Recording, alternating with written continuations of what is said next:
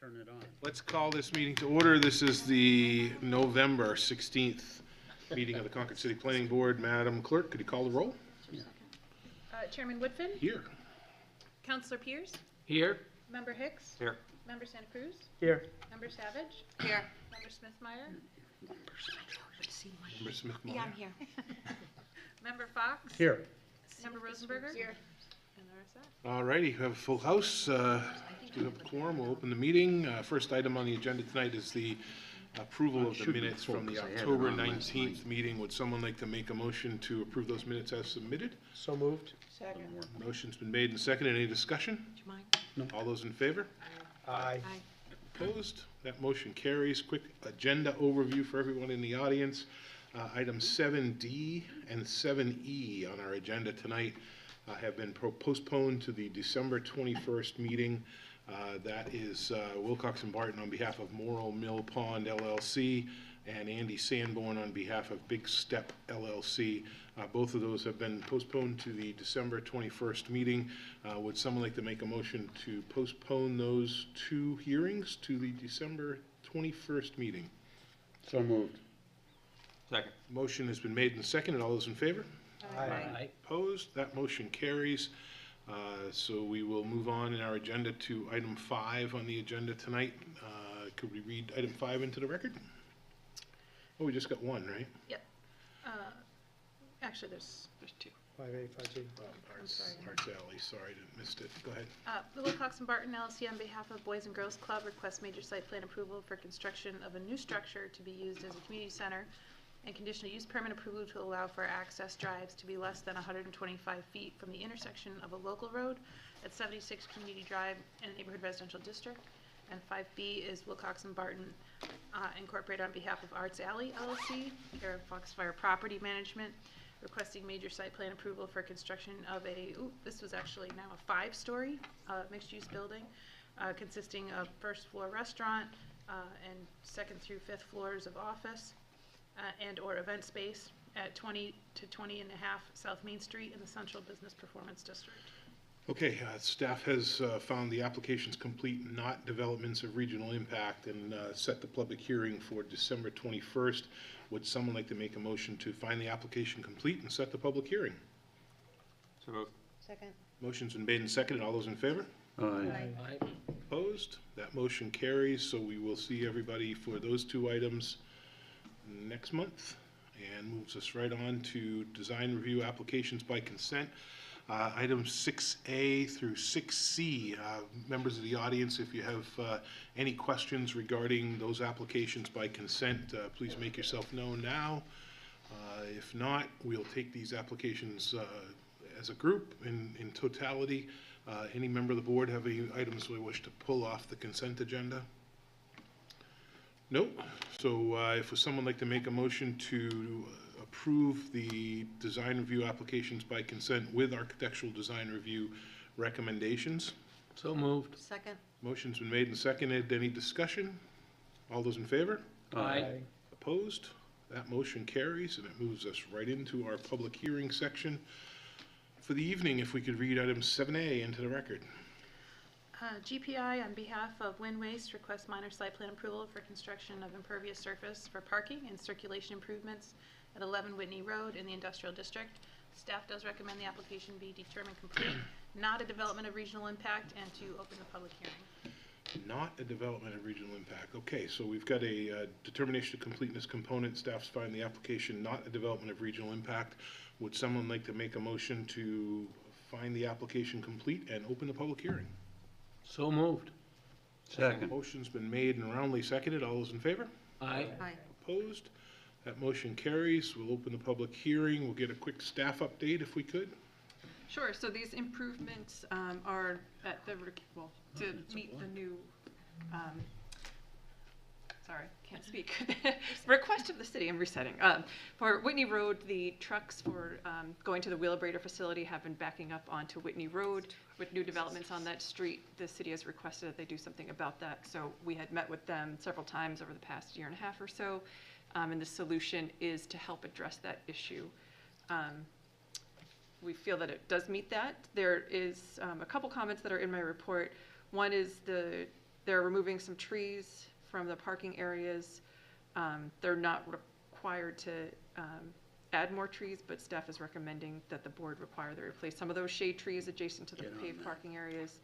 And then also just looking for some clarification on what happens after the trucks leave the facility. Currently, there's been some reports that they do stop the vehicles after the facility on Whitney Road to move their equipment or address their doors. So if the applicant can speak to that tonight, that would be great. Great. Welcome to the table. If you could state your name for the record. Certainly. Good evening, Mr. Chairman, members of the board. For the record, my name is David Jordan, engineer and land surveyor with Greenman Peterson in Salem, New Hampshire, and representing the owner, Wind Waste.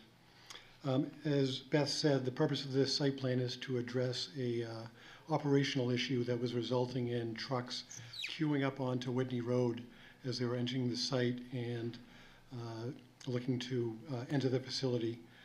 And to solve this issue, what is being proposed is actually to change the circulation through the site that the trucks currently take. So right now, when they come into the site off of Whitney Road, they come up onto the scale. As soon as they leave the scale, they take an immediate right to turn and enter the tipping floor of the building. Once they dump inside the building, they circulate counterclockwise around the site, re-entering the scale before they then go out onto Whitney Road. Just because of the way the site is laid out, the solution again is to simply reverse that direction of flow, meaning once the trucks come in, come off of the scale, they now continue in a clockwise direction to enter the tipping floor from the other side of the building. And this allows as many as 8 full-size tractor trailers to queue on site, where currently that's spilling over onto Whitney Road. In conjunction with this, there's been some modifications to the driveways, some widenings, some further modifications to make sure that truck turns can be accommodated. There is some modification to the visitor parking spaces as a result of that. And as Beth pointed out, there will be 6 existing trees that would be removed to make these improvements. And we've seen the recommendation that those be replanted, and the plant is in agreement with doing so. The other item that Beth just brought up was the fact that right now, sometimes when trucks, as they leave the site, they pulled over onto the side of Whitney Road to do whatever it might be. I did check with the operational manager at the facility for Wheelabrator, for Wind Waste, and he said that they will fix that. They will educate the drivers that if for any reason, once they leave the scale, they need to stop briefly for some reason, it needs to be on site, and there is room in the site driveway to do so. So they are fully prepared to address that. As Beth said, the plant's been working with the city for about 1.5 years now, and understands the city's concerns and is working cooperatively to address those concerns. And I'll just finish by saying we've also received engineering comments, and we've taken a look at those, and those plus a couple other comments by Beth, I think we can satisfy all of those quite easily. So if there's any questions, I'd be certainly happy to answer those. So typically we look at volume, we look at number of cars coming through. If I equated this to a drive-through at a, Starbucks, it's different than a drive-through at Rite Aid, but what's the volume that's coming through this at peak, the absolute peak hours? I've been there and seen several times where this truck's queued up, so I know what's happening. Are you going to be able to move those vehicles around to the other side so you're going clockwise around? Will those vehicles kind of fill in around there and then do their business and come out and be able to stay in and on peak hours? That's the intent here, yes, absolutely. I can't specifically answer your question in terms of volume during a peak hour, but what has been observed historically is that there may be as many as 10 trucks queued up waiting to get onto the scale. So that was the number that we used to make sure that off of Whitney Road, we can on-site accommodate 10 trucks completely as they're coming in and either waiting to get onto the scale or waiting to make the circulation around the building to get into the tipping floor. And this solution does that. So I know in distribution facilities and whatnot, they'll schedule times to come in. Is there any schedule, or is it just when they get there, they get there? When they get there, because they're coming from all different Yeah, locations. that's fair. Questions from the board? No? Wow, Actually, I do. you are lucky. I spoke too soon. So, it looks like you're taking away 5 visitor spaces, but I only see 3 going back. Do you still meet site requirements for the number of parking you're required to have for the development? I believe we do, and that was a question that was asked in the staff comments, and Okay. we'll work through that. I'm a little confused with some of the striping and the radius as you come out of the building and turn toward the scale house. It seems like you have a dash white line that kind of leads the truck out of the building and into the scale. But I noticed the white line's in one location, but the curb is set way back. Is that because of truck turn radius, that the curb is way back? That's exactly what it is. yeah. Okay, and then you have a dashed white line going from the scale house up into the site. But I believe, isn't that two-way traffic at that point? Should it be white or should it be yellow? It kind of starts at the Yeah. stop bar and goes, has that angle. If that's two-way flow there, It is 2 ways, so that point's well taken. It should be yellow line through there. and if you're gonna start queuing trucks beside the scale house as they go around the building, should we have some sort of yellow stripe to designate exit lane and entry lane beside the scale house? So that if a truck's queued up, they don't pull right in the middle, and if a visitor goes to leave, they can't get out? Yeah, we can. I mean, I know I think it's like 23 feet, so I know it's not gonna be the standard 24, but if we perhaps can do something just to verify that it's still used as two-way flow. Correct, yes. I could just see truckers, no offense to anyone, but just pulling right in the middle of the driveway and taking the whole width. Because I have to admit, when I was It's actually stopping down on, on site, it's stopping on Whitney Road to go to the new McDonald's, or Wendy's, sorry. when I was actually up there the other day, there were 2 trucks stopped on Whitney. There was 1 truck stopped on the site to the gravel on the right. Yeah. And then I watched trucks going in and out, and I saw exactly that, as there was 1 truck that kind of like took the whole path. That's why I mentioned it. I saw the same thing. Okay. Any other questions from the board? Any member of the audience wish to speak on this application? Yeah, come on up. We'll have you step back just for a sec, sir. How does anybody but you know that? I'm glad we have a striped guy. Hi, David Rossio, representing Interchange Development LLC. We're the abutters to the south, excuse me, to the north and to the east. And I just want to appreciate GPI, their efforts, as well as Wind Waste, as well as the planning staff. And what apparently is a solution to this problem of folks parking on Whitney Road and stopping there. And, that's really all I had to say. Perfect. Appreciate your efforts. Thank you very Great. much. Well, thank you very much. Good luck. I speak in favor of this. Yes, thank you. Any other member of the audience have any questions or concerns about this application? Nope. Seeing none, we'll close the public hearing. Any other comments or updates from staff? Beth, are we good with the comments in your report as far as the trees? I think so, yep, since they've agreed to address those. Okay. Any other comments from the board? If not, we'll You good with that? hop right into our recommendation portion. 3.1 is to grant minor site plan approval for the additional. Close the public hearing. Thank you. Close the public. I think I did. I don't. I did. Okay, sorry.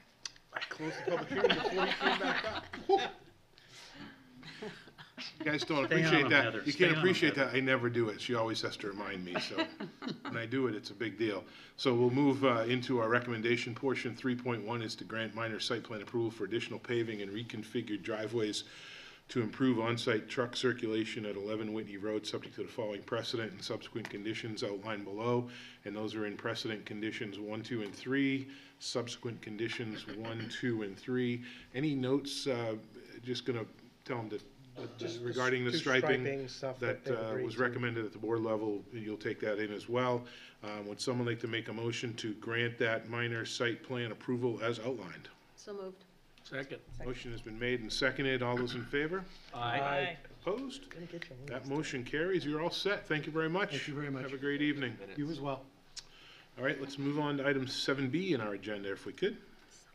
New Hampshire Land Consultants, PLLC, on behalf of Thomas Cheney and New Hampshire Sustainable Communities, LLC, requests non-binding design review for a mixed-use development consisting of 8,400 square feet of commercial space and 184 residential family units, as well as 36 townhomes at 153 Fisherville Road in the General Commercial District. So, shall I got it. Yeah, we can do it. Open the public hearing. So we'll open the public hearing, welcome the applicant up to the table. Members of the audience, just as a reminder, this is a design review, kind of a feedback session for the applicant, feedback session for us, feedback session for staff. There's some changes in this plan layout that are new to some of us. So we'll be looking for some public feedback, as will the applicant, but everything here tonight is non-binding. You'll have another chance to speak at a public hearing when a final application is submitted by the applicant. I hit all the topics? yeah, just to point out, this is not a major site plan application. Right.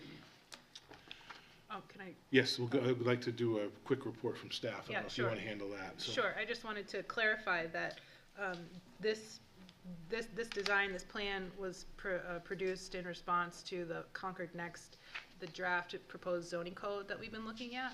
So this is not assuming the current code, it's assuming a different code that hopefully will be adopted sometime in the coming months. This would not be permitted under the current code. The applicant is aware of that. I just want to make sure that anyone listening is aware this would not be permitted under the current zoning code, but is in response, an attempt to implement some of the principles and concepts that we've been talking about in the draft zoning code process for phase 2, which this particular property was actually utilized by the consultants as a sort of a sample site. So that's included in the attachments to this project. I'll just go ahead and let them take it away, and I'll give more sort of background later Perfect. when we talk Great. about. Welcome to the table. If you guys could state your names for the record. Scott Frankowitz from New Hampshire Land Consultants. Jeff Bird, RJB Engineering. Great. Well, tell us about this project, if you could. If I could get the password, this went to sleep. Oh, did it? It's written right on there. It's like, Very and that's a secret. 0, not a O for Concord.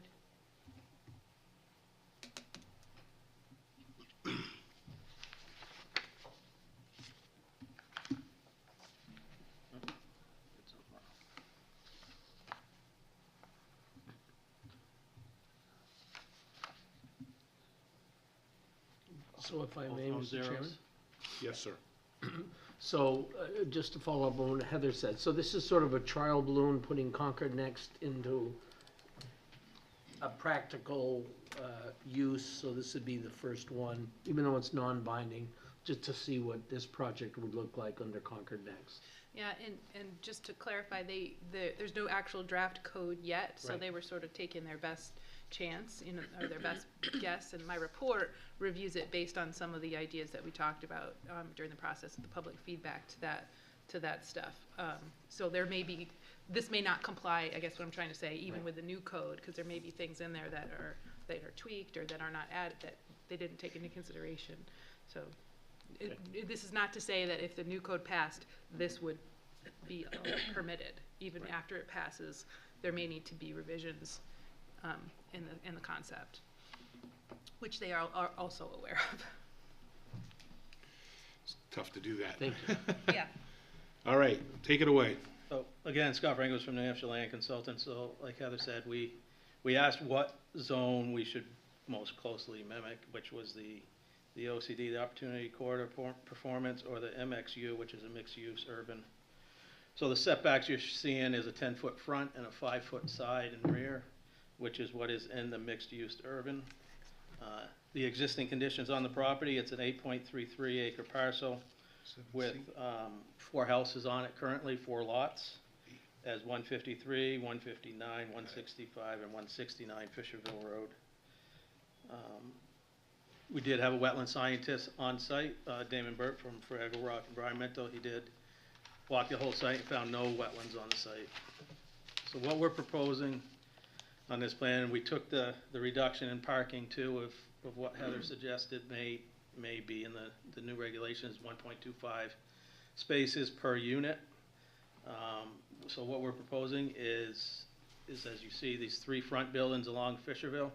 These first 2 southern buildings, the major portion of the bottom floor will be commercial, with the remainder being residential and the top 2 floors being residential. This northern building and these other 6 or 5 other buildings, 6 including the front one, will be all residential, 24 units per building. And as you work back further, as the master plan or the conceptual plan that was put out for phase 2, these are townhouses back here. There'd be 6 townhouses per structure. The coverage on this is we are under the 80% coverage. We're about 73% coverage with what we're showing. We're showing 296 parking spaces, and that's for the commercial and the residential component. There is an access directly across from Pinehurst, which the next project we talk about is going to be on that side, aligning it up with that, and then there's another access and entrance on the southern side. We did meet with the fire department once. It was a little bit different than this concept, but we got some good feedback from them about aisle widths and different things like that we implemented into the plan. And with that, I'd like to open it to the board and get some feedback. Okay, comments, questions, concerns? Earl? Because this is in my ward, I have some neighbors that are certainly interested in Can't this. imagine that you do. Yeah, yeah. And this housing, is it meant to be market rate? Yes, and unfortunately, the client, he's got stuck in traffic. He should be here any minute. He'll be able to speak probably better to that than I would. I see another hand. Suzanne? So you know what I'm going to talk about? Hit it. Okay. Important piece. Well, how there is like 0 green space. And is there some way to reduce, like even with these little townhomes, it's like, is it so awful that they share a wall? I mean, there's got to, how is that possible that you can have all this development and not have a green space or more space for people? To live. Well, to like, I don't know, like even, I was a little offended, they called that little space in the front called green space. I was looking at the first one, I'm looking at the Concord next sample site, but the other sample site along Fisherville Road had green space along the road, which I get, so you could have some street trees. But I would find it very, I don't even know what the word is. There's just like, it's just like. Dense. It's so dense and there's nothing. And even like between, I don't know, I can't get quite the scale, but I don't think you could even put trees or anything living between the parking spaces. It's a walkway. Those are all walkways. Oh, between so the parking. great. It's all pavement. Yep. Yeah, so I don't know, I mean, I don't know So the how green- this is what really Concord is looking for in the next, I mean, maybe you can explain it to me better. Me? Heather, yeah, like So why we there- would I give think up. I think you're right. That was one of in my report, I note that green space was one of the aspects that was highly valued by the public in the feedback sessions. When we went through the public participation and, people were on video, we had a video call and we had, a number of Zoom presentations Yeah. and interaction. And that was one of the things that they wanted a minimum green space requirement. So with that, the code hasn't come out yet, so I think that is something. I've talked to the consultants about what would the minimum green space requirement be. So that's one thing that they would have to probably revise this plan in order to get some type of green space in there. In my report, I also noted that there's probably not enough space between the buildings. So one of the principles was buildings fronting on each other. And so they have several instances of, I'll just walk up there and point out. So the intent was that these two buildings would front on each other. We can't entirely get a sense of what they're proposing here because there's not enough illustrative graphics to say. I would think that you know, based on the principles we were talking about, these would all be the backs of these buildings, and these would be the fronts. These again are fronting on these parking spaces, so there may be something we could do to, But if it's there the needs to be clarity of what's the back and what's the front. Right. So if these two are fronting on each other, 20 feet is not enough space really for, I'm assuming, what are gonna probably be 3-story buildings, possibly 2, is it 2 or 3? Do you No, know? it's 3, the same Yeah. as when we met So with you. there would need to be more space here to provide, and there should be walkways through here and landscaping. So this is intended to be like a space, not just, you know, and maybe they intended that, we just can't necessarily tell from what they provided. And then if you scroll down to the townhomes, these are intended to front on each other with parking behind them, but again, you're not really getting a sense, like 20 feet probably isn't enough space to get a sense. And are these 2-story or 1-story? They would be 2 stories. So these would be 2-story, probably need a little bit more space in between them. So I think they've done a lot of things right in terms of trying to capture that buildings fronting on each other, but you're absolutely right with the green space. with the Well, open and space. if you lived, I mean, it just seems to me that, I mean, if this was in Boston or in New York City, you know, I just think that it would just be not fun to live there. Yeah. And this wouldn't comply with our site plan regulations anyway, all of this. So I think they maybe could have improved the perception of it if they had shown how and where the landscape would go. But all of these parking spaces would need, well, actually, they have these, which could probably might be able to meet a requirement.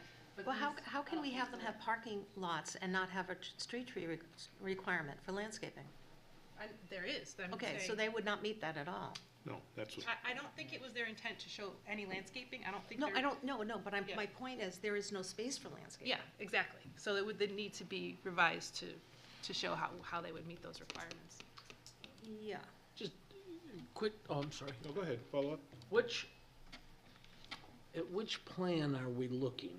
Are we looking at this concept plan or so forget the colored Concord Next plan for Well, now? that was just for comparison. Yeah, To show okay, yeah. how gotcha. they were trying to capture, that concept.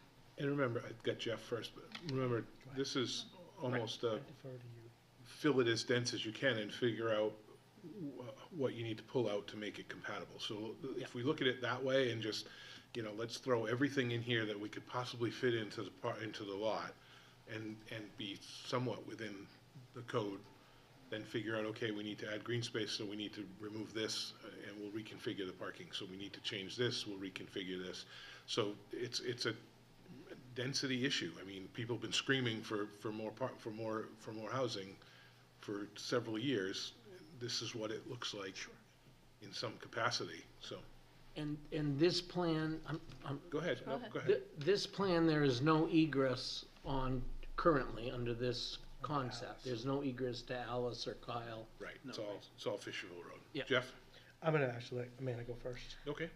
I was just wanted to agree with Suzanne on this. I drove around and I even drove to the apartment complex or multi-unit housing that's off of Pinehurst. It's like set back. Yep.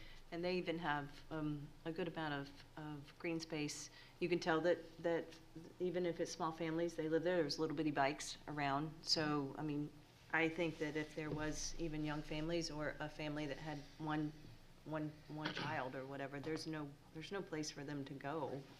So, and there's not even from what I could see, there's not, and correct me if I'm wrong, Earl, is there a park in walking distance? I mean, it's all sidewalks and everything, but I don't see that there is green space nearby. No, the So- closest walking trail is off Bog Road. It's a ways. So it's an agreement, just that there should be some allowance of green space, whether it's, and I don't know where to fit it, or maybe it's excluding one of the buildings to fit it. Jeff? No, that's fine, thank you. Can you zoom up to the intersection, if you would, on Fisherville? So, one thing is I noticed the two driveways don't really align all that well. If you're looking at the exit drive, it actually heads directly into the island on the opposite side, so if you figure left turns coming in off Fisherville, they're actually, can't get by each other to make a left in, they actually hit. Also, I think when you start thinking of cars decelling and queuing up to make the left into this site, that existing median cut across needs to be moved. It's not gonna work. I think actually if we could slide it down, consider it maybe opposite the sidewalk you have that's coming in between those two buildings to the right. Put it there, that way you actually can get queuing. You have a direct connection into the site, which are the commercial building pieces, which perhaps the residents across the street would be interested. That's gonna be the main draw, I think, potentially. That should be considered. And then, so that island basically gets reconstructed and lit. I know one of the comments from staff was lighting the crosswalk, and I totally agree. I think we need to do a better job of lighting some of these, especially, if this is gonna be a much bigger residential use. I also kind of agree that the driveway on the southern side should actually come out perpendicular instead of at the angle. Angles like that always make me nervous because the left turns in, make it at a higher rate of speed if no one's coming out. They kind of use that angle to increase and they come in. I did not see any commercial loading areas. Now, I don't know how that fits with the potential new code, if that still applies, but I know normally we have to have some sort of commercial loading zone. One of the other things is make sure you consider van accessible ADA spaces. Right now, you're currently showing all car spaces. Yeah. And the sidewalk between those two parking, back-to-back parking, I'm wondering if it's really necessary. You are talking low volume, not a lot of cut-through traffic in terms of it's not like you're cutting through exit 17 type of thing where you're cutting from the liquor store all the way into the market basket. And I'm wondering if that could start to be used as green space somehow instead of a sidewalk in between those two. That might kind of give you some peace. That was my. And ADA stuff we'll get into. Yeah, I all just, that no, stuff, I'm not yeah. gonna worry about ramps and all that Yeah, right yeah, now. yeah. I understand it's good, Yeah. but just I Well, noticed there are no. it will reduce the number of spaces too, so.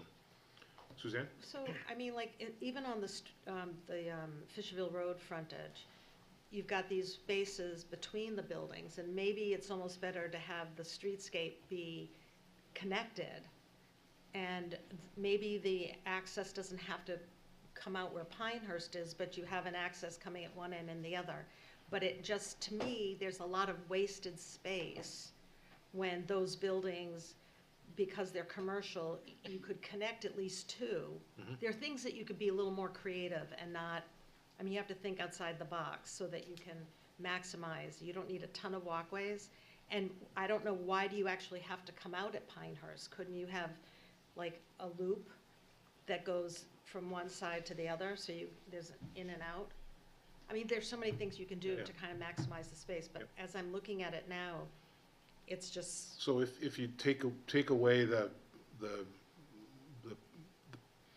pieces of the puzzle, if you will, if you take away the way the buildings are structured in there now, if you look at the buildings, you've got two buildings that have got commercial on the front with 2 stories of residential, then 3 stories of residential on the front, and then 1, 2, 3, 4, 5 buildings, and then 6 townhouses in this little space. So that I think the more important question is the density question. We keep, again, it comes up all the time. We want more density, but if you look at it and you're like, oh my, when I first looked at this plan last week, I was like, oh gosh, what's going on? But you gotta have a place to park, there's a lot of things that need to happen to make it work. So, is it back-to-back buildings with more green space and tighter, building, distances between? I don't know. But I think if you look at it as a puzzle and you look at this space and then say, we want to put as many buildings in here, or as many apartments, or as many pieces of the puzzle into it, how do we get there? I think that's an important piece of this. I saw your hand, Matt. Yeah, I'm just thinking about Concord. In the city that we need more housing, this is not what I envisioned at all. I'm thinking of the South End project. There's a lot more green space in that project than in this project. I know it's a concept, but man, this is nothing that I want for the city. So in the new plan, in the new zoning plan, if you look at the zones, what's the zone for this? What's Well, the? it hasn't been. That's, I know, but what's the created yet. concept? What's the, we've identified certain areas within the city that we want this type of density to go. Fisherville Road, Loudon Road, what were the other, there was other small little pockets. Well, we were looking at the general commercial corridors, and those are basically Loudon and Fisherville. Yeah. But I think what's really striking in a negative way is the lack of the green space, which would be a requirement in the new code. So how they would reorganize that with that piece of it might have a significant impact. I agree. I did make comments about it in my report, Suzanne, but what you were saying about the streetscape, my assumption with this type of development when we were talking about it is that it would be connected with the streetscape, like that you would have, maybe a 12-foot wide frontage, 12-foot wide sidewalk that was connected to the city sidewalk, and that, this could be shifted up, or maybe there's also trees, trees would be ideal either way, but maybe there's, maybe these get pushed up, and so the whole thing could get shifted this way, and you'd have more space here. Maybe you lose a building, so you could lose some of the parking, and have green space. So I think there's ways that it could be reorganized to provide more of the green space, because I think that's what's really missing. So do you think it's a problem if the streetscape is connected? Does No. it have to have all those openings? No. And Yeah, so how absolutely. do they so all the stormwater management is going to go into a pipe? I'm not really prepared to ask I'm about saying, that. 'cause usually green space helps absorb Yeah. stormwater. I mean, I think I'm agreeing with what you're saying, that I would expect there to be wider connected sidewalk that doesn't necessarily have to be separated by a green space. You could have, there's lots of different ways to do it. But I think 2 strips of 5-foot sidewalks isn't necessarily accomplishing the goal of providing that streetscape feel. So I think one wider that happens to connect to the city public right of way, and then maybe there's green space on the other side of it.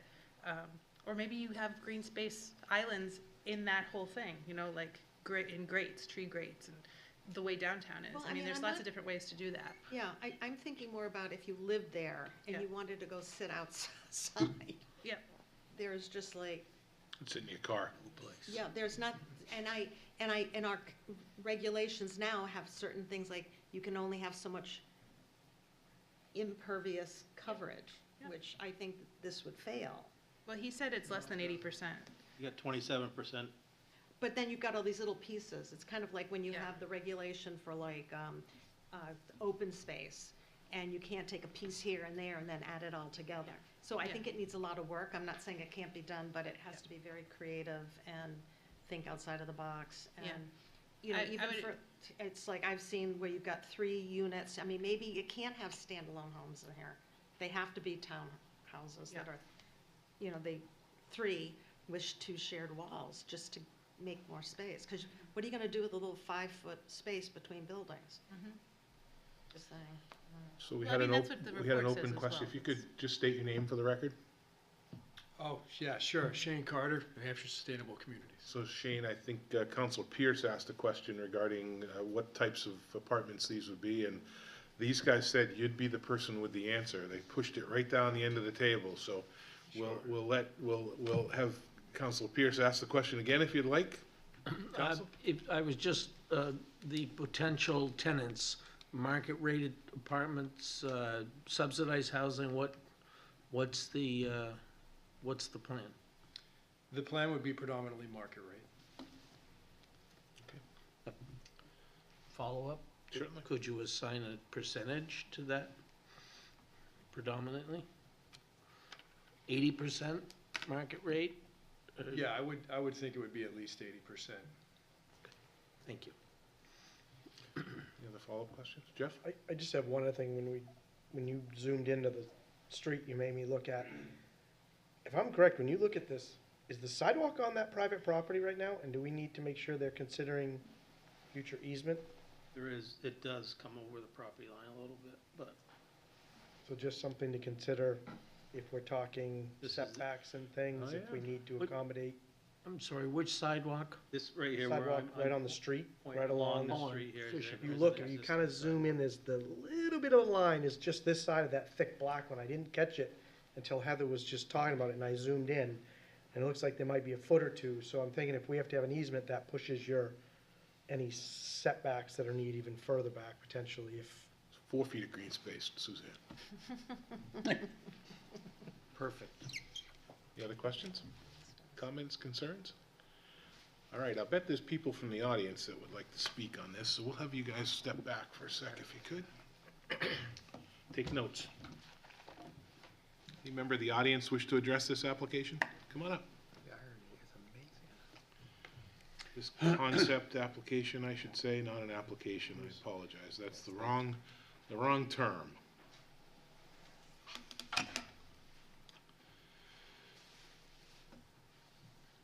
I'm Nancy Nyland. I'm the abutter on the north side of this. And I don't object to development. However,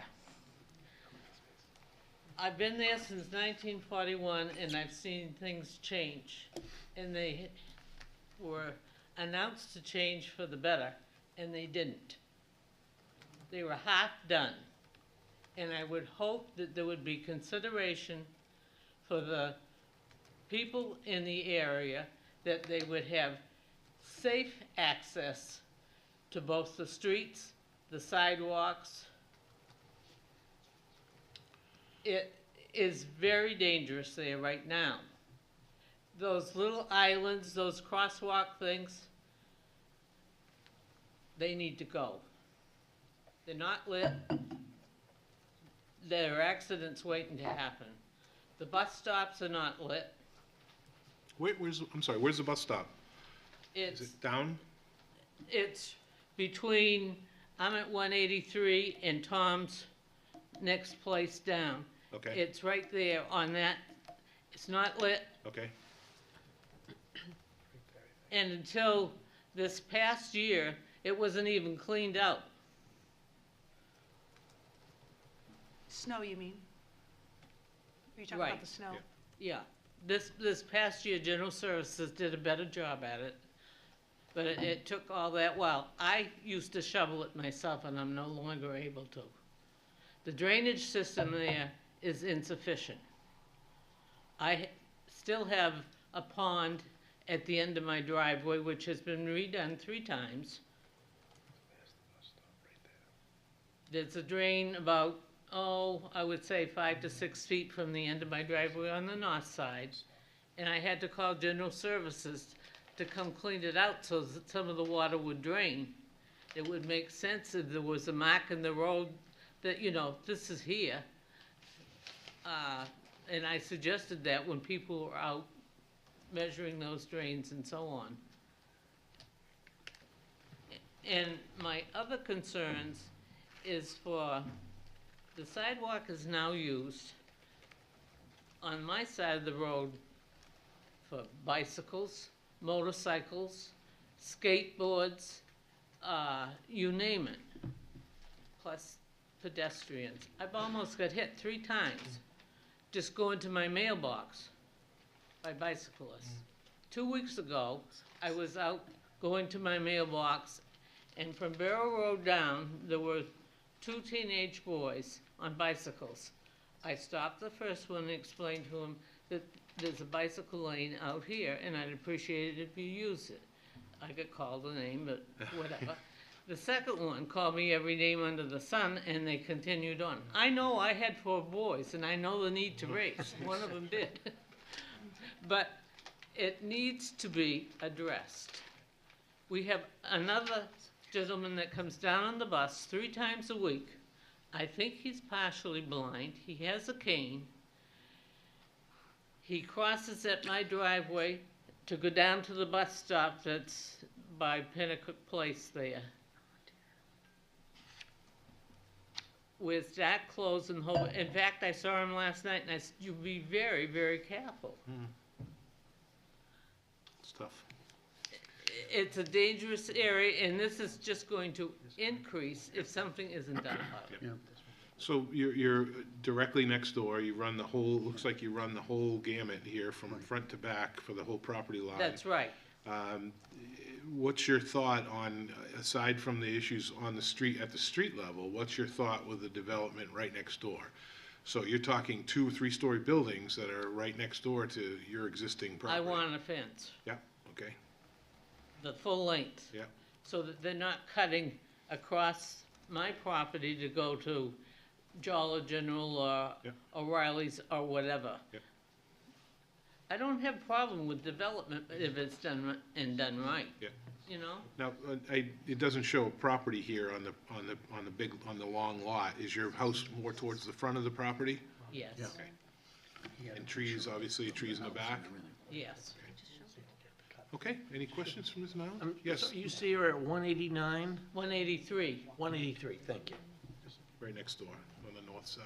Yep. Any other Yes. questions from the board? Thank you very much for your testimony. Come back for the public hearing when, if they get to the public, yes, go ahead, Heather, sorry. I wanted to point out to the applicants that this is your neighbor immediately to the north, and you'd had several comments about your interactions with the previous property owner.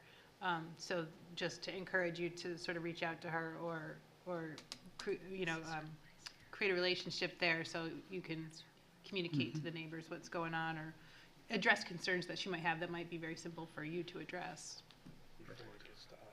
The lighting on the street is not there. Needs to be there, yep, okay. Thank you very much. Welcome.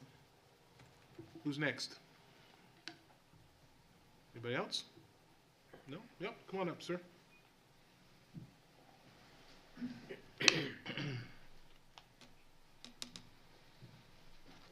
Welcome to the table. If you could state your name for the record? Tim Robson, R-O-B-S-O-N, and I just have 2 general comments. I think there's some green space that could be gained by limiting the number of parking spaces. It does seem a little bit of overkill at the moment, particularly as I don't see any areas for bicycle storage and charging stations for electronic vehicles. I actually think it would benefit the development if there were fewer spaces, so that people had to consider other forms of transportation to get around. I'm delighted to hear that there's a bus stop.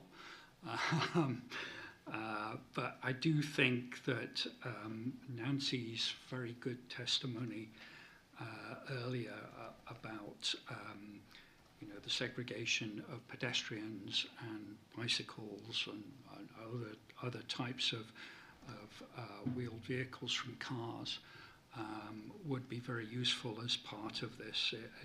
It's a lot that needs to be taken into account given everything that's going on along Fishwheel Road. So, anyway, Right. that was Thank it. you. Any questions, Mr. Robeson? Thank you very much for your No, testimony. you're welcome.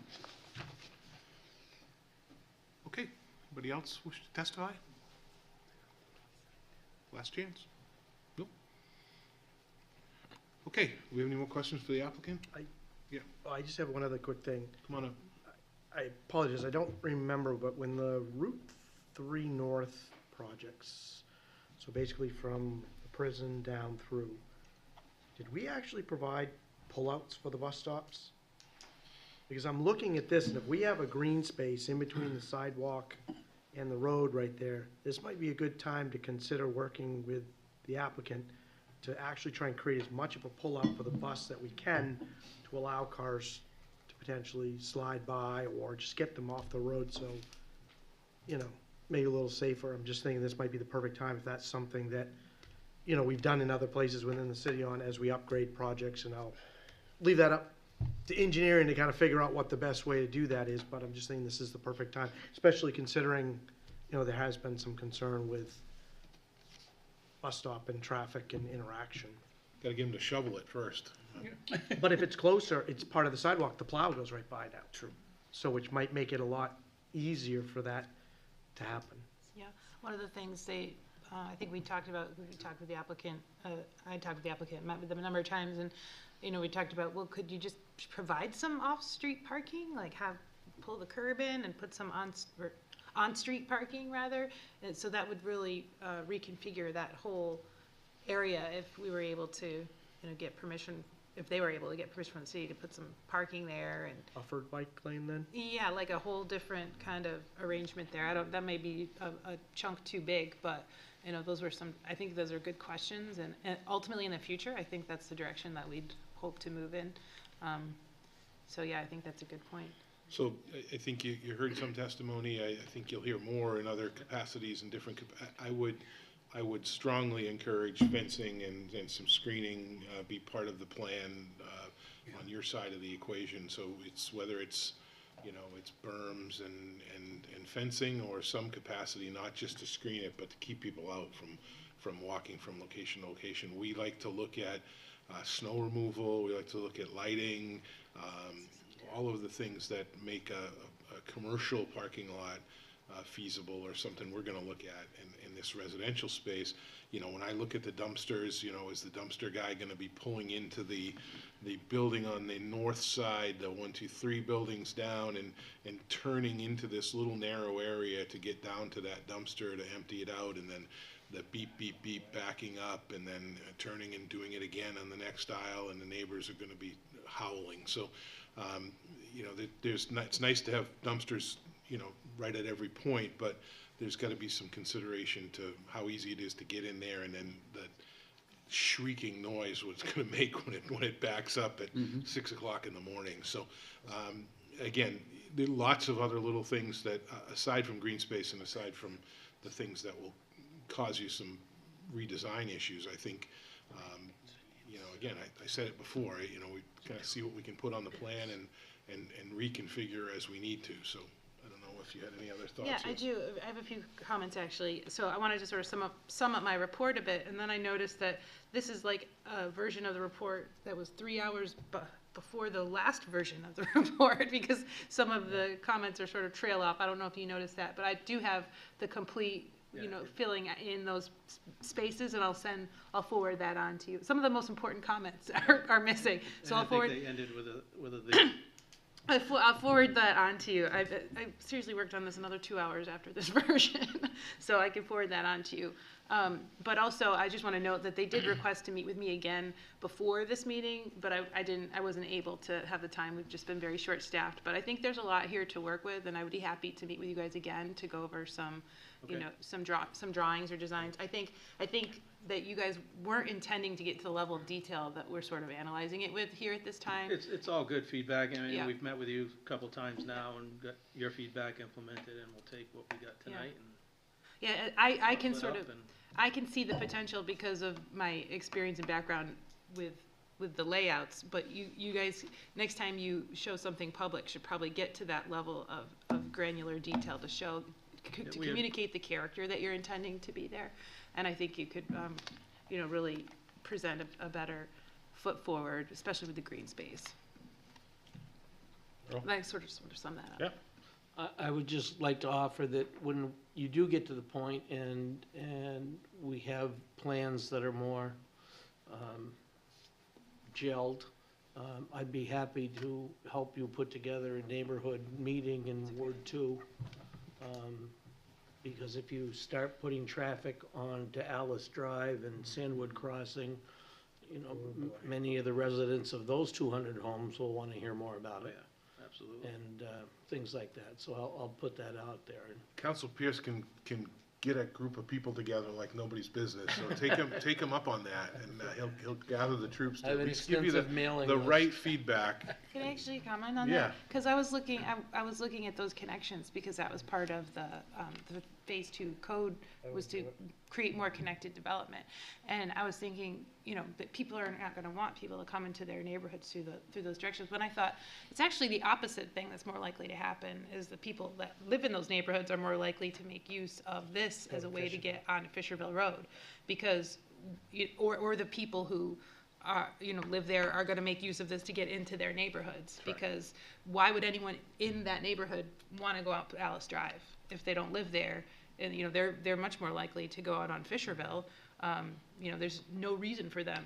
The only the value of that road connection would be almost entirely for the people that live in the Alice Drive neighborhood to get in and out of their community. Well, you also have the situation where I live in the vineyards, and people coming down Bog Yeah. Road that don't want to go to the light. Right, and cut Yeah. through. And when they took the gate down after the last Sandwood Crossing Yeah. build out, Yeah. neighbors on both sides. Yeah. So this Crazy. this is something that would Yeah. probably likely help that, because instead of going that direction to cut through your neighborhood to get to Bog Road, they're Yeah. gonna go this way. It's gonna be closer and more convenient to get to Fisherville. You go to the light, though, just for the record. Whenever, absolutely. Jeff? I actually do Windsor Drive too, On I that will admit. point, I wouldn't say I'd wanna put that connection. No. I would wanna put like a shared use path for bike and ped, because I could see these people wanting to go out to Alice Drive and walk that neighborhood. Less traffic, less noise, less what. So maybe if they have the ability to work with the neighbors and say, hey, we only wanna put a tree-lined, whatever, little path here, half and half on each property and connect through. We don't wanna provide cars. Oh, We want to just give the pedestrians the ability to go back. So That's a great that point. also allows the Alice Ave people a cut through Yeah. to the commercial use, to Fisherville. It might actually open up for them to be able That's a to great point. walk. So I did actually get a correspondence from Robert I don't want to say his name wrong, Robert Hostler. He lives in one of the properties that you'd have to get permission from. So this isn't like something they could just decide to do and do. Right, they gotta work with the There's at abutters least and- two yeah. properties that they would have to acquire some kind Or of easement. one, if one is willing to give it and the other's I not. don't think there's room on one. I think they'd need both to go through the center of it, because the property line is right through the center. So anyway, just to make it clear to the public, this isn't something that the developer could just decide to do. They would need to get permission from the property owner to do that. So I would agree, though, if the property owner Yeah.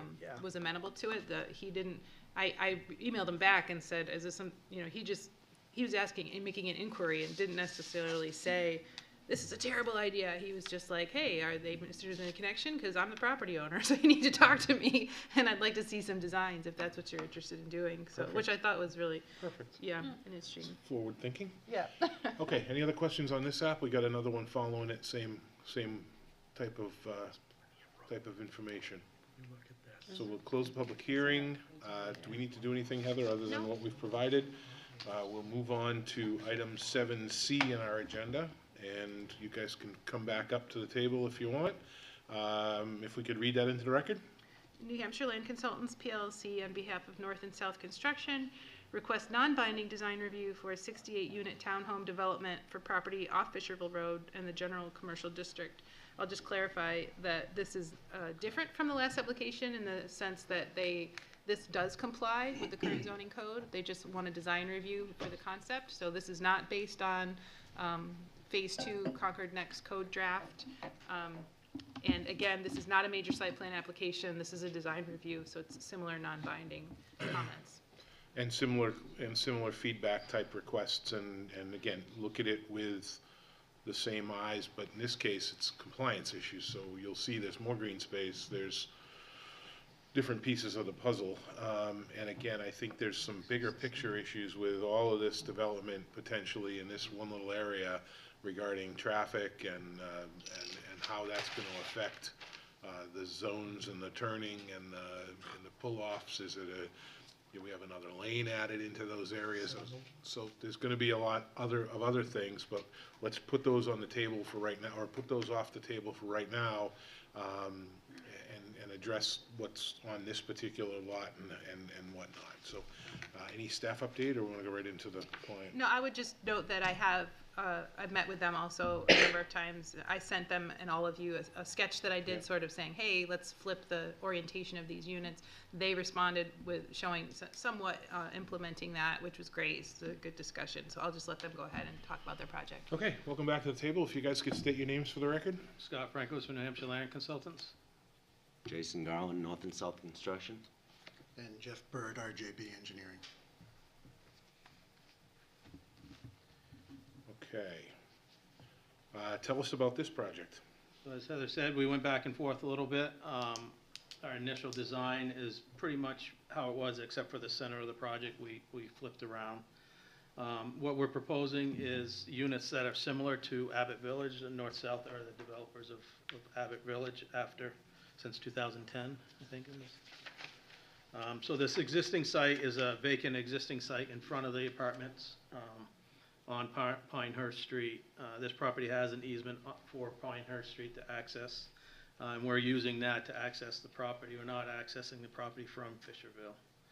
So you turn off and head west on Pinehurst and then turn into the property. This project is more developed than the last one we were just representing. We've looked at a lot more on this, done drainage calculations, done test bits, everything, done quite a bit of design work on it already. But the existing conditions is 7.04 acres, is vacant land. And as I said, west is Fisherville, north is Pinehurst, east is the apartments, and then south of it is a open space that was left by the residential development that's to the south and east of it. Soils were investigated by Damon Burt of Fraggle Rock. There's no wetlands on this site either. It's actually all very excessively drained soils, which helps us and hurts us with drainage. We're working on a couple different concepts on drainage. The initial ones that we submitted that were in the plan set that we submitted showed infiltration like leach fields type. We're probably going to ditch that idea and do something else out there because of the findings we found with the soil testing. So what we're proposing, starting from Pinehurst, we're coming in a boulevard style. In our initial design, and which was in your packet, and this is the newest one I sent to Heather, there was a clubhouse right at the front here. So when you drove in, you'd see the clubhouse. Heather suggested that we flip that and put that to the back side or the south side of the project and bring the 8 units that were back here on the south side to the front, and which we did. And then we were showing some additional sidewalks and some patio and a patio area in the middle. And this will be similar to Abbott Village, where it will be a clubhouse and a pool along with it.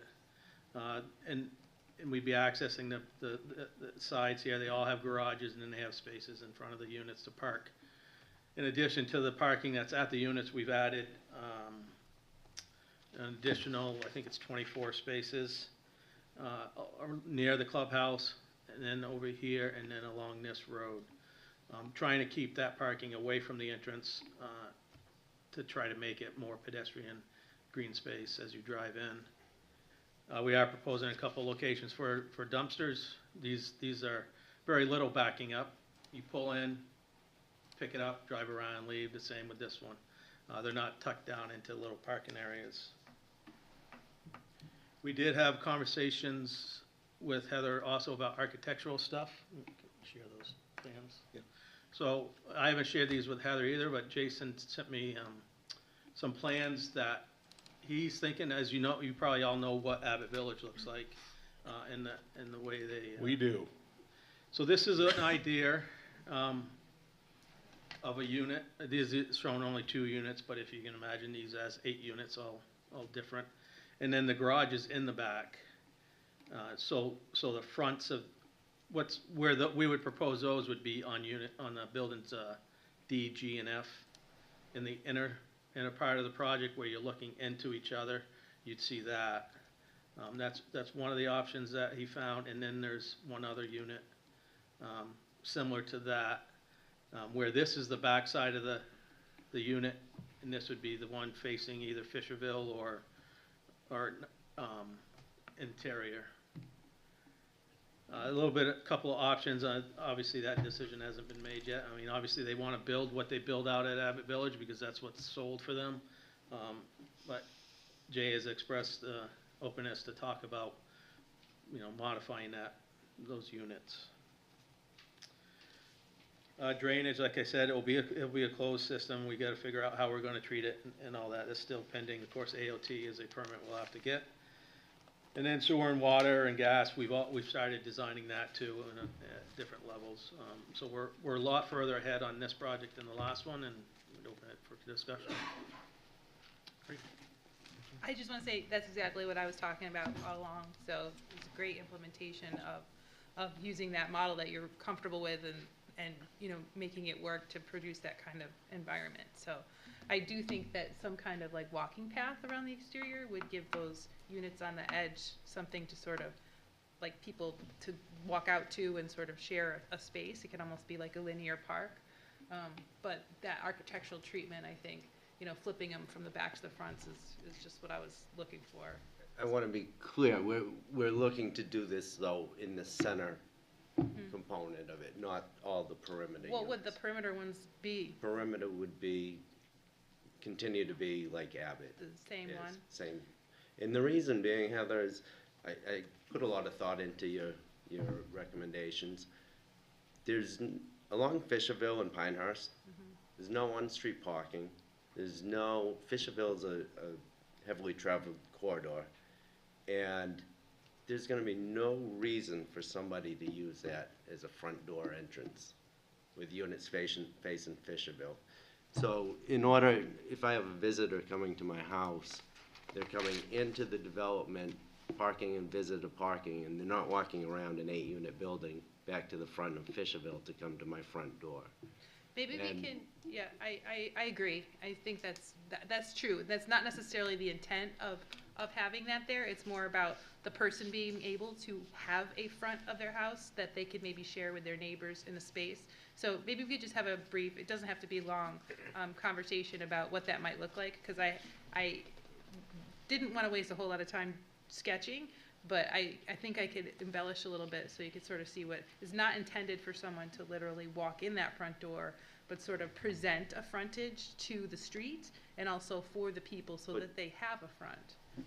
Well, again, with that frontage on the street, I see green screen or fencing along Yes. Fisherville Yeah. because of, for nothing more than noise. Yep. So now I think- you've got a front entrance facing Fisherville that's blocked by a green screen. Well, I think some type, yes, we could continue it more. I think, Yeah. I'm thinking some type of less, not like a stockade fence, but some type of landscaping and fencing. I was thinking the same thing, but not necessarily a 6-foot-high stockade fence with vegetation, because, you know, people do like to sort of look out and have views and have their space be visible. But we can follow up and, We can, because I'm definitely open to implementing some of this. I just don't I'll draw you think, some pictures. like Fisherville Road in particular, Yeah. to me is not the right location. Well, depending on what's streetscape about for to it. be across the street, it might be. It does change things a little bit. Jeff?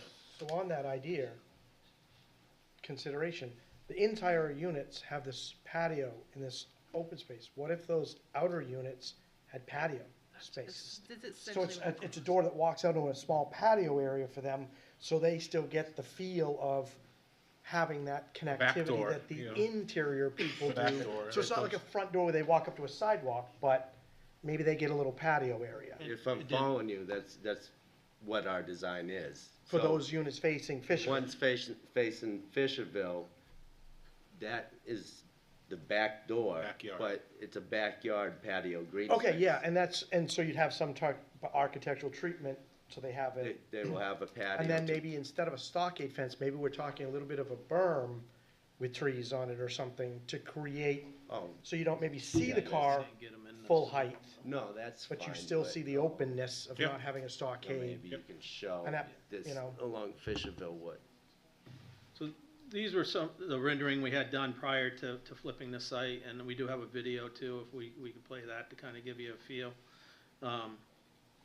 And it didn't make it into the submittal, but we do show patios coming out of, you know, behind each of these doors. Right, but those are your interior units, I'm talking about your exterior units And it around would be the perimeter. same, They'd have as if this building was facing Fisher. Okay, And now those interior ones, we've now Right. flipped with Heather and Planning's recommendation. So this isn't a reflection of what we've got at this point, but along the Fisherville, you can see where that slide right there, he's got patio and green space as a backyard. yeah, and I think that would be nice for people to have a little bit of something, like I say. Correct. Maybe, like I say, I don't know if you were trying, if you heard me, instead of maybe putting a stockade fence, it's a small berm with trees. So the berm creates enough of a barrier so you don't physically see the street and maybe the cars, and then the trees kind of just create a broken up view So you're still seeing what's going on out there. It's not a complete blockade, but you're getting a little bit of a visual break. And then if you're at least sitting in your patio, you know, there's a little bit of visual break to the road. I agree. I don't like the idea of stockade fence. I think we haven't got the landscape architect work done Just yet. something to consider, but you know, There is gonna be some sort of green screen. digging out a lot of foundations, you're probably gonna have some soil left over, so, you know, for Will there be consideration. some sort of architectural treatment on that side of the building to indicate that it's not the back of the building? Because it sort of sounds like you're saying that these interior unit, can you go back to the new concept that you guys did? Like, it sort of sounds like you're saying that those interior units, that these interior units will have that lovely front facade, but that these other units will sort of have their back, and then they'll have another back. But will there be some sort of architectural treatment, so when they're I on their could- patio, it's almost like their front patio, you know? I could look at doing some sort of dormer or something over the Yeah. slider. Break up and that That would really just- help. Just so it's I not think that would really flat. help. So I could look at Maybe that. they even get a little bit of a Especially dormer, so on they the got a fish- little Yeah. protected area from Yeah. a rain. You could sit and have 5 or 6 feet of maybe just a little, From Something. Fisherville also, the perception would be that you were looking at. the front of somebody's house. Right, and not even though it's just, not. right, Yeah. exactly. I could look at that, especially on the Fisherville. I don't think it's as needed on the ones that back up to the apartments and the ones that back up to the wood, to the south. Well, I'm thinking more in terms of a consumer. Right. If I lived there, I would want What to would have sell a better? feeling of, I do have a front to my house, not just two backs. You know what I mean? That's, whether, it helps both ways. It helps views from the street, but it also helps the person from a market perspective, I would think, from a product perspective. I don't know that it matters on the ones that back up to the conservation land and the, but I agree with you completely on potentially the ones on Fisherville. I'm thinking of it from a rental perspective. If somebody's coming in, I'm sorry, Oh, Ron, go ahead. those 8 units or whatever it is across Fishville, they're gonna sell like that. If they've got that nice little treatment or whatever, and you're gonna be harder to sell the other ones at the same price point or whatever if they don't have that feature. I think that's what you're getting is everyone's gonna kind of wanna have their little feature Yeah. if it's possible. Do, on those 8 that face Fisherville, is the design right now to have them flat and you're gonna do something with the roof line? Because one of the pictures you shown was showing them offset. So if, you know, apartment 1 was here and apartment 2 was in 2 feet and back and forth, just to break up that line, or is it meant to be flat? I'm not sure what pictures you saw I offset. think Your you showed original there. one. Something like this, but Yeah. they're not. Oh, no, You these showed were with the ones. duplex. That was That what we were proposing for the interior Right. courtyard area. It's right on the 50-foot setback line, though. You don't have room So to. it's more like it's the structure, but then it has a little porch type feature, which makes it look that way. Okay.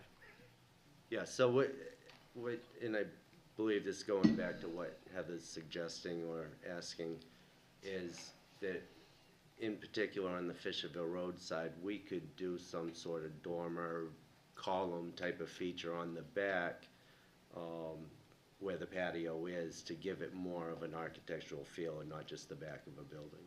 Yeah. It'd be nice to have a neighborhood rather than a box. Yeah. Such a good idea. Other questions, comments, Jeff? The only other one I saw was going out there in Pinehurst, the weirdest thing I found is sidewalks on one side, all the streetlights are on the other. Yeah. Makes absolutely no sense Yeah. to me. Yeah. I would rather not have the crosswalk and have you build a sidewalk down Pinehurst to connect all the way to the intersection. That crosswalk, watching people drive out there, they fly up and down that road. And I just, with no streetlights on the other side and everything, come right down so they have a direct connection to Fishville instead of having to cross. Because you think if I want to go south on Fishville, I have to go across Pinehurst, down, across Pinehurst again to get on to Szechuan. And by the way, you're not gonna get out onto Fisherville from Pinehurst on a Sunday. Well, that's oh yeah, well, we won't even go there. I know, 'cause I I know, know I what know. you're talking about, and we're not gonna go there tonight. So you're saying sidewalk from the Driveway on the exit? south Well, side. the sidewalk that comes out to the walkway, instead of going across that walkway, just keep it going right Coming down. It's all like a So- pea stone now, and then Yeah. there's the lights. Yeah. So I think use the lights that are there and build next to it on the site side. Okay, that's good feedback. The site plan regulations would actually require a sidewalk along that Yeah. whole frontage. Yeah. Well, I wasn't sure because they have an access easement to Pinehurst, when Pinehurst is really the Oh, road. that's true, that's a good point. So that's why I kind of, and I like, Jose, I think it was your comment, if there was any way to provide a secondary access for pedestrians on the south side of the lot, so they didn't have to loop all the way. I thought that was an engineering comment, maybe? Yep, Karen's comment, yeah. Oh, it was Karen, okay. I just saw an engineer, I wasn't sure whose it was. But my only last thing, I know you didn't want to get too deep into this. These two developments are gonna have to really think about working together when it comes to that traffic study, because the added traffic between the two signal warrants may have to be looked at. So parking, if you look at the south lot, the south front corner that faces Fisherville, so you're saying maybe out of that 4 parking spots that are there, loop out a sidewalk that would come up onto Somewhere. Fisherville? Yeah, just so that people don't necessarily have to walk all the way Yeah, back yeah, through yeah. site and Or around. walk, They're then you know they're gonna walk just strolling back across and the, forth from Szechuan's. across there. Okay, any other comments? Suzanne? I think the one thing that might be better off for you is to not use that open space for active recreation like a pool. And when you think of it being, you're basically, anyone who faces out to that pool is gonna have to, have you ever lived next to someone who has a pool and a lot of people go in it? We had this discussion with Abbott Village on Yeah, but I pool don't- location and It's not right in the middle though, is it? Yeah, it is. it's Do they have a lot of right, kids that live there? not a lot of kids, and I expect the same Oh. demographic here. So That's where anyway, the my pool thought, my thought was that, maybe you could use some of this open space in your corners and have it, I don't think you, I mean, you have 50 feet between the buildings and Fisherville Road. That's a lot, even if you need a buffer. So, and that's not gonna be like the same kind of space as maybe the interior space. The required I mean, if you setback. pulled some of that towards the street more. Yeah, but you get into the We setbacks at lost that the point. Oh, where's But that the could be a setback? zoning That's 50 variance. feet. Oh, I It's just see. If they're coming in with no variances, you know, you don't wanna Oh, throw variances in if you don't have well, to. you could, But- but Does the anyway, pool need a, the answer is no unless you pool need ask. a variance? But I was thinking that maybe if you could put the pool in the corner, I- someplace where like, it wouldn't be like the feature, because you've got this beautiful space, and then you're starting to, just because you have open space doesn't mean you have to fill it with stuff. So you're saying, again, Can you speak to the amount of I space haven't that seen that actually plan. is, that open space. space? Yeah. I mean, it's fairly significant. Yeah, this one's a lot more than our last one. I mean, it's 83 feet wide between the buildings in the middle. So where's this plan? We have Just one that was emailed 57%, us. It was a last minute plan today. Oh, I haven't we seen have that yet. 57% of open space on this one. Well, I'm Yeah, not but thinking about the that's in the percentage, I'm just thinking of the corridor. usage. Or the core area, do you have I don't have any any numbers on concept as that. to what the size of that is, open space wise?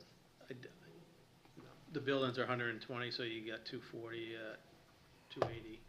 You got about 300 by 300 by, So I guess what I'm saying is, you don't have to fill it with stuff. It could just be open space with trees and lawn that people can use the way that they want to use it. But you've taken an open space and I don't know what those circular things are. It was just part of my, like, conceptual. Yeah, I know that, but I guess you Walkways. want to use it in a different way. And I was just thinking that, I mean, you can do whatever you want, but it might be better to have that pool with that activity off to one of those corners.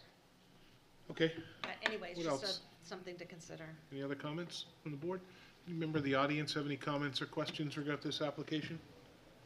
I don't see anybody, right? Nope. Okay, we'll close the public hearing. Thank you very much for your testimony. there Thank was, you there was a for your video, I feedback. don't know if you had a chance to look at it, but there was a video. I didn't see a video in my packet, no. Did you send that to me? It's on the link on the first, I could play it real quick, it's only a few. Yeah, go ahead. Not could There is down to it, it's not coming up. So we'll, once we revise the site too, with their comments tonight, we'll redo this video too, so the units will be flipped around in the center. Kind of gives you an idea from Fisherville, where Fisherville is.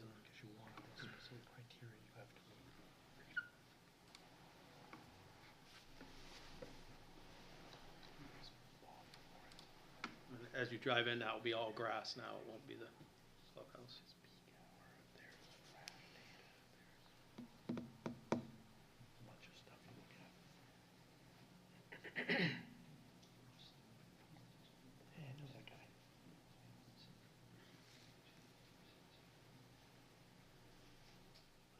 If I might add, for those that don't know this lot, it's 12-foot high brush Yeah. that you can't walk through, and maybe 6 people living there. I was just gonna say, there's homeless camps on it now. Yeah. Yeah, I remember when it was cleared, when Richmond owned it. Yeah. They were thinking that was the supermarket. But, you know, it's grown up pretty quick. Oh, it does. It's unbelievable. Great, thank you. Okay, so we'll Thank you close for the the public hearing. feedback. Thank you very much. Appreciate y'all coming in. Close the public hearing, and again, I think, good feedback. Thank you, everybody, for the feedback, and, we look to see you guys back again soon. Okay, Don't go away discouraged. that is it, I think, right? 7D, 7E have been, postponed until the December 21st meeting, right? Yep. All right, so any other business to come before the board tonight? I just want to share with the board and with the public who may be watching that I have received the Phase 2 draft of the code. I just have not been able to review it. So as soon as I'm able to review it, we're short-staffed. So the consultants, all the balls are in my court with regard to the code. There I you just go. need to find time to a way get to take it. get to all the pieces. So yeah, really, it's true. It needs to go through me and then legal, and then I'll be holding public hearings on Phase 2. It's just not moving quickly because of staff issues. Okay. Did you have something to? Yeah, I'm Bill Lustig, I own Sinorama, and I had a family emergency that I couldn't attend the last planning meeting, but I'm representing Primary Color, which is my client, who was the marketing group for Breeze Line. And I think there were some questions. Oh, there was. Come on up. Yeah, come on up for a sec. So it's not on the agenda tonight, but we had last month, there was some questions regarding sign positioning on the Main Street location, right?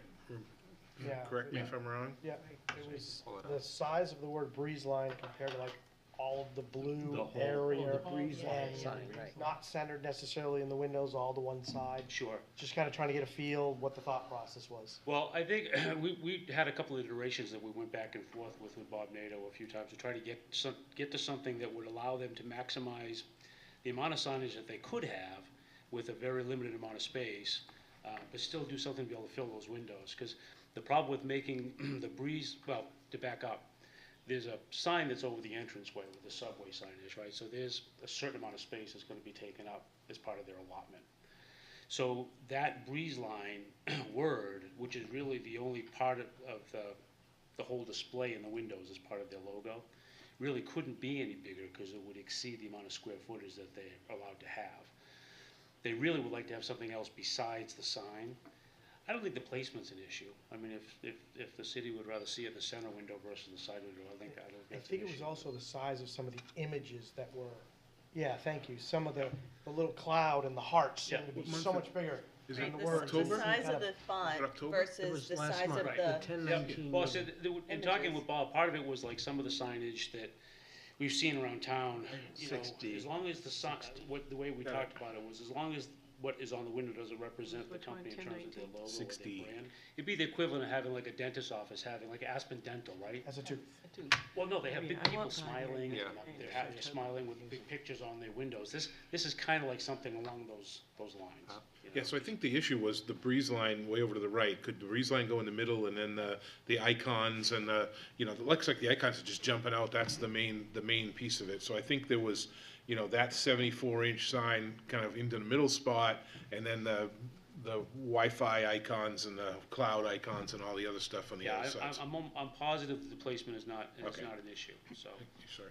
No, I just wanted to say, the board was actually inclined to make I think the approval subject to that, but they weren't sure if you'd be able to do it because of the fade, the blue-white fade Right. of So the if you- color. yeah. So, If you look at the image, it's dark blue to the left and then it fades to the right. If you can just switch the breeze line and leave the fade in the back, I think Yep. you probably can, and Yep, then, absolutely. and then it'll work. Yep.